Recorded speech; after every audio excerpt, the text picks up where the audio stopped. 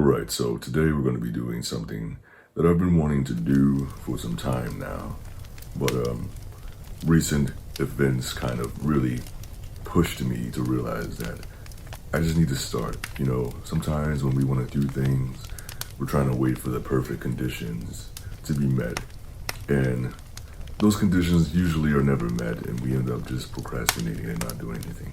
So we're just going to start. You know, that's the beauty of a lot of the videos on this channel, is they're kind of just thrown together, and they're just things that needed to be done. So anyway, today I'm going to be reading because I need to read more, according to my cousin, and that is true. You know, I don't really read a lot.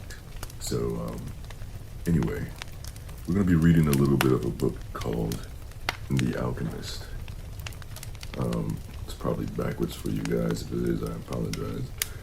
But I've I've bought quite a few books over the years and have barely even touched them. So I feel like if I start reading it like this, then it'll kind of push me to continue to read it. That's my theory. So we're gonna go ahead and get started here. Look at this cover, by the way. I love this cover, and the texture feels amazing. This is a little bit of ASMR there. All right, so The Alchemist, 25th Anniversary Edition, Paulo Coelho. And disclaimer, I apologize in advance if I pronounce some of these things incorrectly. But we're going to go ahead and get into it. Paulo Coelho's enchanting novel has inspired a devoted following around the world. This story, dazzling in its powerful simplicity and soul-stirring wisdom, is about an Andalusian shepherd boy named Santiago, who travels from his homeland in Spain to the Egyptian desert in the search of a treasure buried near the pyramids. Along the way, he meets a gypsy woman, a man who calls himself king, and an alchemist, all of whom point Santiago in the direction of his quest. No one knows what the treasure is, or if Santiago will be able to surmount the obstacles in his path. But what starts out as a journey to find worldly goods turns into a discovery of the treasure found within. Lush, evocative, and deeply humane, the story of Santiago is an eternal testament to the transforming power of our dreams and the importance of listening to our hearts. All right, let's get into it. We have some stuff like acclaim and everything in the front. We're going to skip over that just because I want to get into reading the actual book, and I don't want to kind of like fatigue myself from reading too much. So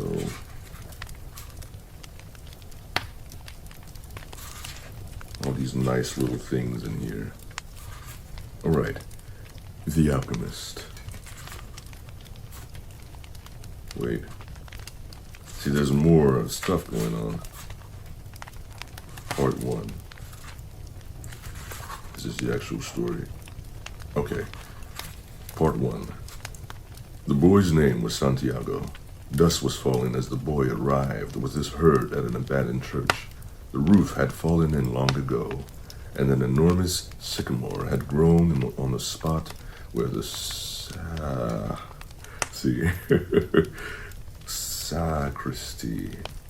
sacristy? Bear with me here. Had grown on the spot where the sacristy had once stood. He decided to spend the night there. He saw to it that all the sheep entered through the ruined gate, and then laid some planks across it to prevent the flock from wandering away during the night. There were no wolves in the region, but once an animal had strayed during the night. There were no wolves in the region, but once an animal had strayed during the night, and the boy had to spend the entire next day searching for it. He swept the floor with his jacket and lay down. Using the book he had just finished reading as a pillow, he told himself that he would have to start reading thicker books. They lasted longer and made more comfortable pillows. It was still dark when he awoke, and, looking up, he could see the stars through the half-destroyed roof. I wanted to sleep a little longer, he thought. He had the same dream that night as a week ago. See, bear with me. I wanted to sleep a little longer, he thought. He had that same dream that night as a week ago, and once again he had awakened before it ended. He arose, and taking up his crook, began to awaken the sheep that still slept. He had noticed that as soon as he awoke, most of his animals also began to stir. It was as if some mysterious energy bound his life to that of the sheep, with whom he had spent the past 2 years, leading them through the countryside in search of food and water.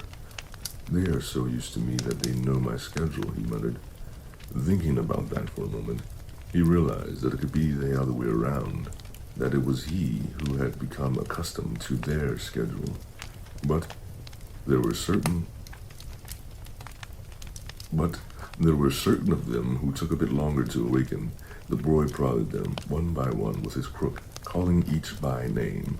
He had always believed that the sheep were able to understand what he said, so there were times when he read them parts of his books that had made an impression on him, or when he would tell them of the loneliness or the happiness of a shepherd in the fields. Sometimes he would comment to them on the things he had seen in the village they passed. But for the past few days, he had spoken to them about only one thing: the girl, the daughter of a merchant who lived in the village they would reach in about 4 days. He had been to the village only once, the year before. The merchant was the proprietor of a dry goods shop, and he always demanded that the sheep be sheared in his presence so that he would not be cheated. A friend had told the boy about the shop, and he had taken his sheep there. I need to sell some wool, the boy thought to the merchant. I need to sell some wool, the boy told the merchant. The shop was busy, and the man asked the shepherd to wait until the afternoon. So the boy sat on the steps of the shop and took a book from his bag. I didn't know shepherds knew how to read, said the girl's voice behind him. The girl was typical of the region, Andalusia, with flowing black hair and eyes that vaguely recalled the Moorish conquerors. Well, usually I learn more from my sheep than from books, he answered. During the 2 hours that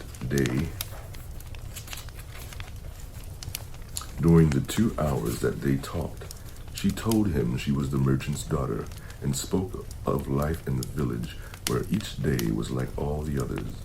The shepherd told her of an Andalusian countryside and related the news from the other towns where he had stopped. It was a pleasant change from talking to his sheep. How did you learn to read? The girl asked at one point. Like everybody learns, he said. In school. Well, if you know how to read, why are you just a shepherd? The boy mumbled an answer that allowed him to avoid responding to her question. He was sure the girl would never understand. He went on telling stories about his travels, and her bright Moorish eyes went wide with fear and surprise. As the time passed, the boy found himself wishing that the day would never end, that her father would stay busy and keep him waiting for 3 days. He recognized that he was feeling something he had never experienced before, the desire to live in one place forever, with the girl with the raven hair. His days would never be the same again. But finally, the merchant appeared and asked the boy to shear 4 sheep. He paid for the wool and asked the shepherd to come back the following year. All right, I'm going to take a little break. You may have noticed that some words I kind of trip up on and stuff like that. So this is also a way for me to just get more comfortable with reading. One thing I should take note of, and I'll probably have to maybe watch the videos back, I should take note of words that are giving me trouble and then practice on those words. That'll be a good way to kind of like increase my pronunciation and understanding of stuff that I don't know and stuff that I don't know how to say. But anyway, moving on. And now it was only 4 days before he would be back in that same village. He was excited and at the same time uneasy. Maybe the girl had already forgotten him. Lots of shepherds passed through, selling their wool. It doesn't matter, he said to his sheep. I know other girls in other places. But in his heart, he knew that it did matter. And he knew that shepherds, like seamen and like traveling salesmen, always found a town where there was someone who could make them forget the joys of carefree wandering. The day was dawning, and the shepherd urged his sheep in the direction of the sun. They never have to make any decisions, he thought. Maybe that's why they always stay so close to me. The only things that concerned the sheep were food and water, and slipper, as long as the boy knew how to find the best pastures in Andalusia. See this word right here, Andalusia. They would be his friends.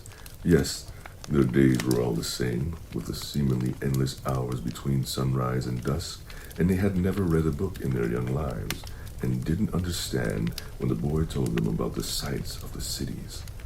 They were content with just food and water, and in exchange, they generously gave their wool. Generously. This is Anyway, we're gonna skip that for now. Gave their wool, their company, and once in a while, their meat. Oh, that's kind of dark. All right. If I became a monster today and decided to kill all of them one by one, they would become aware only after most of the flock had been slaughtered, thought the boy. They trust me, and they've forgotten how to rely on their own instincts because I led them to nourishment. That is true. The boy was surprised at his thoughts.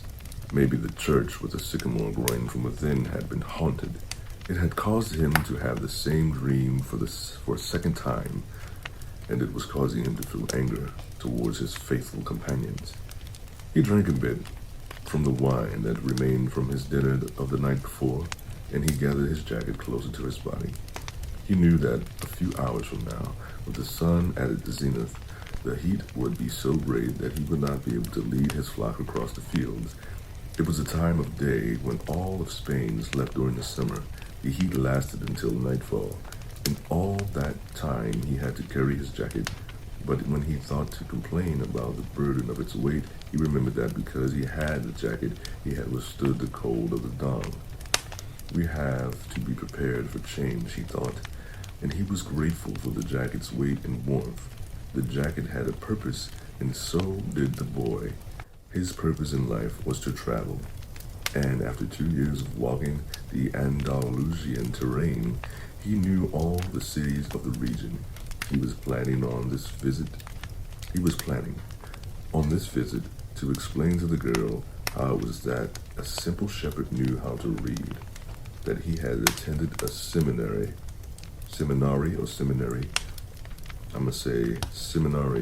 until he was 16.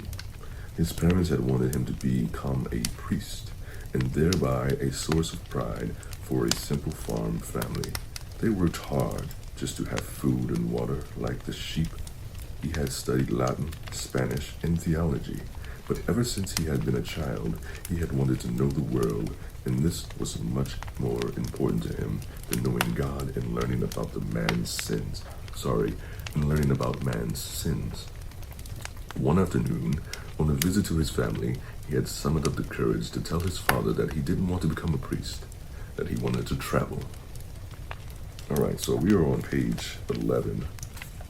We're making some good progress. This is more of this book than I have ever read, and I'm actually enjoying this and having quite a bit of fun. So right now, I'm trying to think of how long that I want to do these for. This is the first time I've ever done something like this. Let's just keep going a little more. So page 11, right after these 3 little dots here, we're going to continue. People from all over the world have passed through this village, son, said his father. They come in search of new things, but when they leave, they are basically the same people they were when they arrived. The They climbed the mountain to see the castle, and they wind up thinking that the past was better than what we have now. They have blonde hair or dark skin, but basically they're the same as the people who live right here. But I like to see the castles and the town where they live, the boy explained.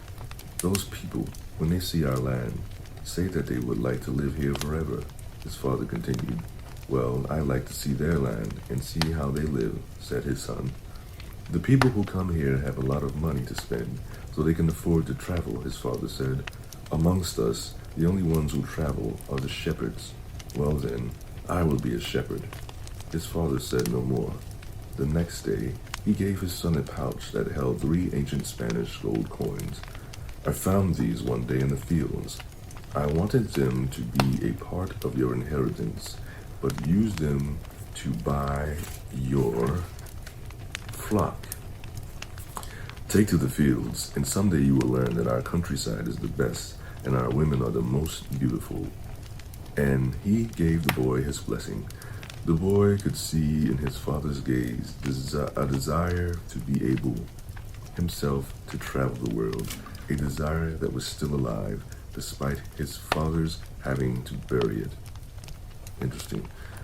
Over dozens of years, under the burden of struggling for water to drink, food to eat, and the same place to sleep every night of his life. The horizon was tinged with red, and suddenly the sun appeared. The boy thought back to that conversation with his father and felt happy. He had already seen many castles and met many women, but none the equal of the one who awaited him several days hence. He owned a jacket, a book that he could trade for another, and a flock of sheep. But most important, he was able, every day, to live out his dream.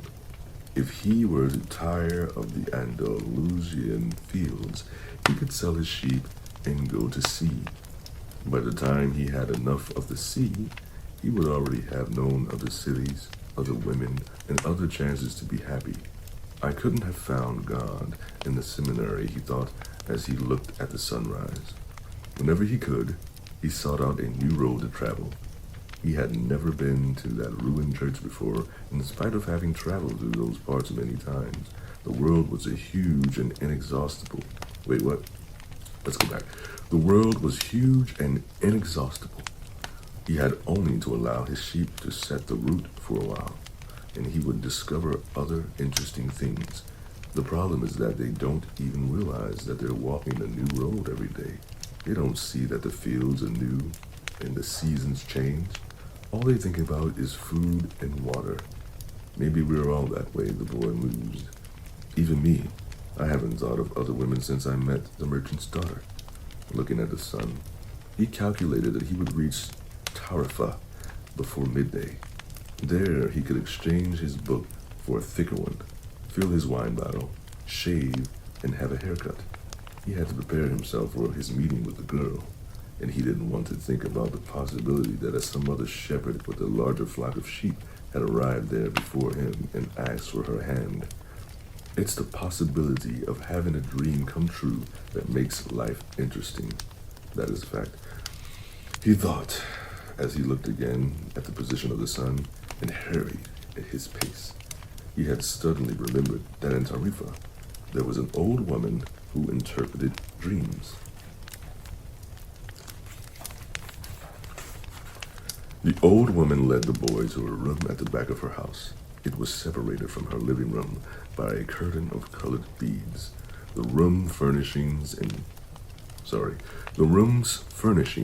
consisted of a table, an image of the Sacred Heart of Jesus, and 2 chairs. The woman sat down and told him to be seated as well. Then she took both of his hands and ears. My mistake. Then she took both of his hands in hers and began quietly to pray. It sounded like a gypsy prayer. The boy had already had experience on the roads.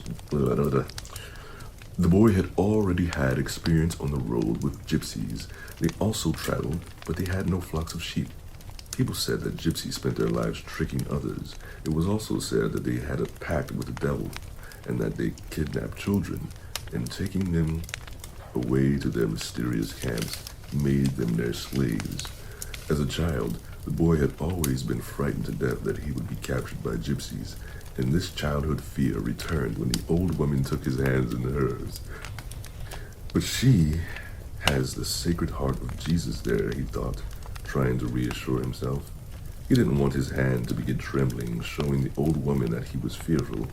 He recited an Our Father silently.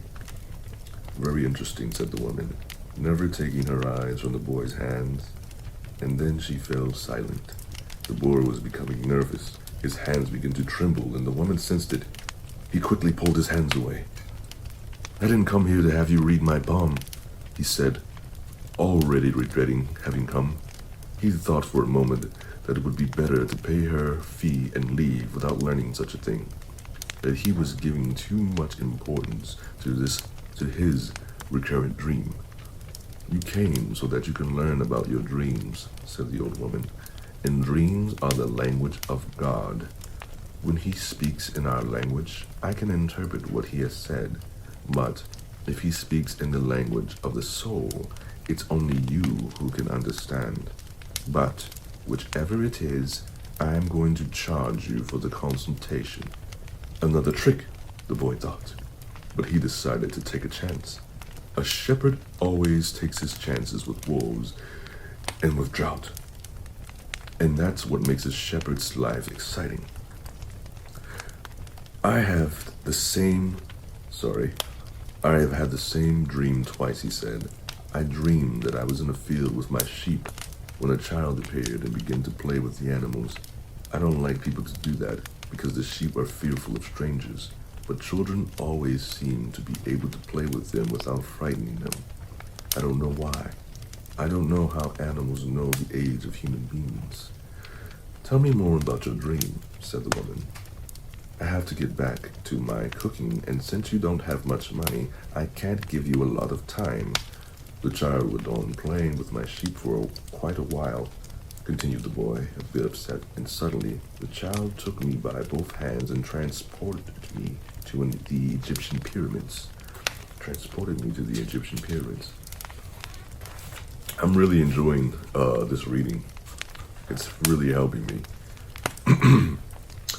He paused for a moment to see if the woman knew what the Egyptian pyramids were, but he said nothing. Then, at the Egyptian pyramids, he said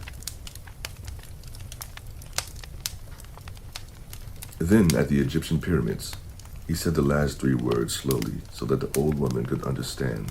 The child said to me, if you come here, you will find a hidden treasure. And just as she was about to show me the exact location, I woke up. Both times. The woman was silent for some time. Then she again took his hands and studied them carefully. I'm not going to charge you anything now, she said, but I want 1/10 of the treasure if you find it. The boy laughed out of happiness. He was going to be able to save the little money he had because of a dream about hidden treasure. Well, interpret the dream, he said. First, swear to me.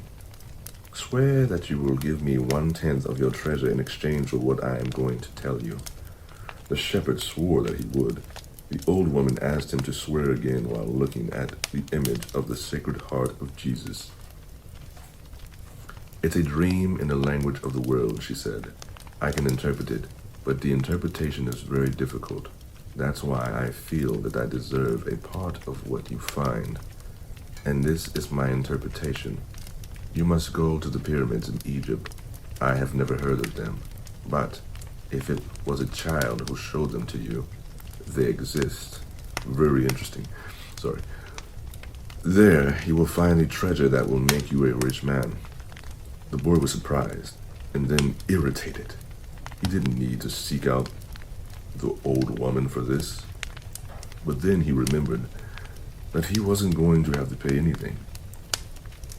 I didn't need to waste my time just for this, he said. I told you that your dream was a difficult one. It's the simple things in life that are the most extraordinary. Only wise men are able to understand them.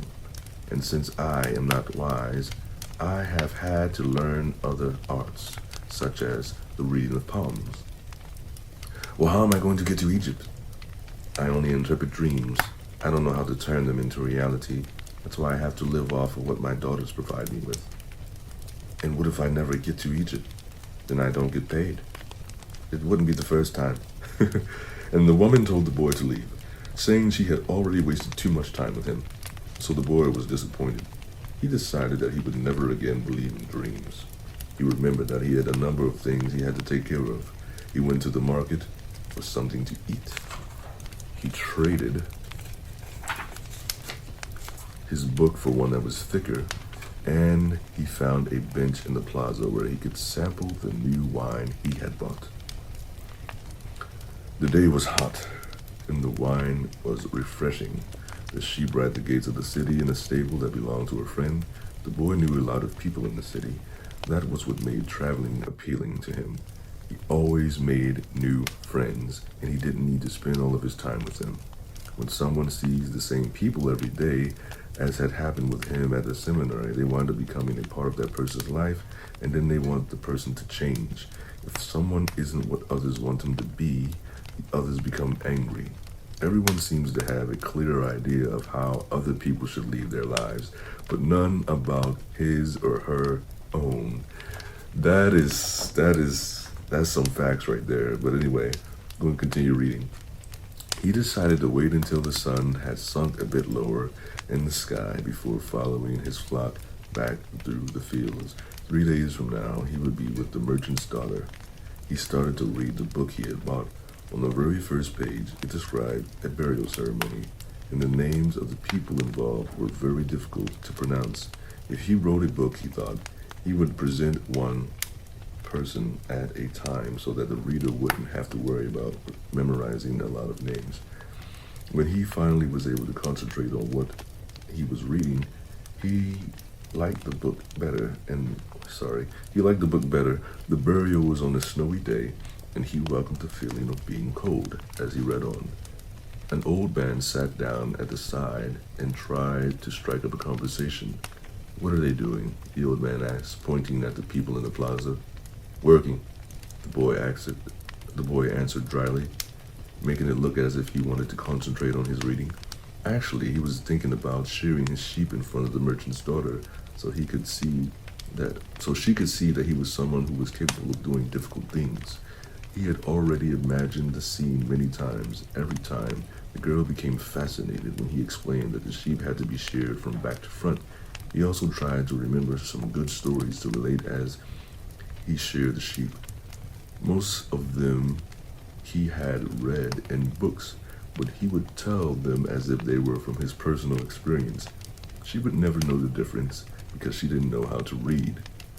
Meanwhile, the old man persisted in his attempt to strike up a conversation. He said that he was tired and thirsty and asked if he might have a sip of the boy's wine. The boy offered his bottle, hoping that the old man would leave him alone. But the old man wanted to talk, and he asked the boy what book was he reading. The boy was tempted to be rude and move to another bench, but his father had taught him to be respectful of the elderly, so he held out the book to the man for 2 reasons. First, that he himself wasn't sure how to pronounce the title, and second, that if the old man didn't know how to read, he would probably feel ashamed and decide of his own accord to change benches. Said the old man, looking at all the sides of the book as if it were some strange object. "This is an important book, but it's really irritating." The boy was shocked. The old man knew how to read and had already read the book. And if the book was irritating, as the old man had said, the boy still had time to change it for another. "It's a book that says the same thing almost all the time. It's a book that says the same thing almost all the other books in the world say," continued the old man. "It describes people's inability to choose their own personal legends, and it ends up saying that everyone believes the world's greatest lie." "What's the world's greatest lie?" the boy asked, completely surprised. "It's this, that at a certain point in our lives, we lose control of what's happening to us, and our lives become controlled by fate. That's the world's greatest lie. That's never happened to me, the boy said. They wanted me to be a priest, but I decided to become a shepherd. Much better, said the old man, because you really like to travel. He knew what I was thinking, the boy said to himself. The old man, meanwhile, was leafing through the book, without seeming to want to return it at all. The boy noticed that the man's clothing was strange. He looked like an Arab, which was not unusual in those parts. Africa was only a few hours from Tarifa. One had only to cross the narrow straits by boat. Arabs often appeared in the city, shouting and chanting their strange prayers several times a day. Where are you from? The boy asked. From many places. No one can be from many places, the boy said. I am a shepherd, and I have been to many places, but I come from only one place, from a city near an ancient castle. That's where I was born. Well then, we could say that I was born in Salem. The boy didn't know where Salem was, but he didn't want to ask, fearing that he would appear ignorant. He looked at the people in the plaza for a while. They were coming and going, and all of them seemed to be very busy. So what is Salem like? He asked, trying to get some sort of clue. It's like it always has been. No clue yet, but he knew that Salem wasn't in Andalusia. If it were, he would already have heard. If it were, he would have already have heard. Why is this a tongue twister? If it were, he would have already have heard of it. And what do you do in Salem? He insisted. What do I do in Salem? The old man laughed.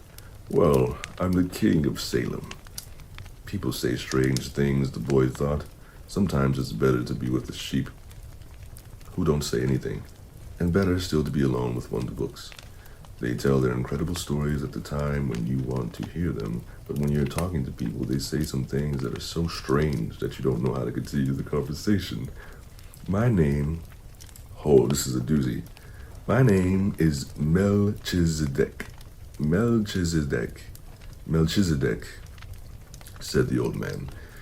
How many sheep do you have? Enough, said the boy. He could see that the old man wanted to know more about his life. Well then, we've got a problem. I can't help you if you feel you couldn't... Huh? I can't help you if you feel you've got enough sheep. The boy was getting irritated. He wasn't asking for help. It was the old man who asked for a drink of his wine and started the conversation. Give me my book, the boy said. I have to go and gather my sheep and get going. Give me 1/10 of your sheep, said the old man, and I'll tell you how to find the hidden treasure. The boy remembered his dream, and suddenly everything was clear to him. The old woman hadn't charged him anything, but the old man, maybe he was her husband. The old man, maybe he was her husband, was going to find a way to get much more money in exchange for information about something that didn't even exist. The old man was probably a gypsy too, but before the boy could say anything, the old man leaned over, picked up a stick, and began to write in the sand of the plaza. Something bright reflected from his chest with such intensity that the boy was momentarily blinded. With a movement that was too quick for someone his age, the man covered whatever it was with his cape. When his vision returned to normal, the boy was able to read what the old man had written in the sand. There, in the sand of the plaza of that small city, the boy read the names of his father and his mother and the name of the seminary he had attended. He read the name of the merchant's daughter, which he hadn't even known, and he read things he had never told anyone. Okay, we're going to stop right there. What first started out as practice, this is basically just practice for me to start reading more, and I've always wanted to do audiobooks. Like I said before, I used to listen to a lot of audiobooks, especially the Star Wars ones. And I've always wanted to do that. So this has become quite interesting. This is more of this book than I've ever read, but I want to do these videos kind of like in parts. So I need a bookmark, but there's a bookmark in here. I mean, maybe I can just do this. Nah, that's not gonna work. Anyway, we're gonna do this in parts. So if you guys like this video, and I'm probably just going to continue to do it anyway. I was just gonna say, if you like this video, leave a thumbs up, leave a comment, you know, let me know if you enjoyed it. I'm just gonna continue doing this. I mean, look, we're almost a quarter into the book, so why not just finish it? So I've really enjoyed doing this. I'm actually gonna do the next part very soon. I'm just gonna take a break to like drink some water and stuff and get everything situated, and then I'll come back. I'm definitely gonna come back today and start reading the rest of this, because this, what's, like I said, what started out as like just practice and everything, I'm actually becoming very interested in this story now. So thank you all for watching, and I will see you in the next part of this read through. Take care.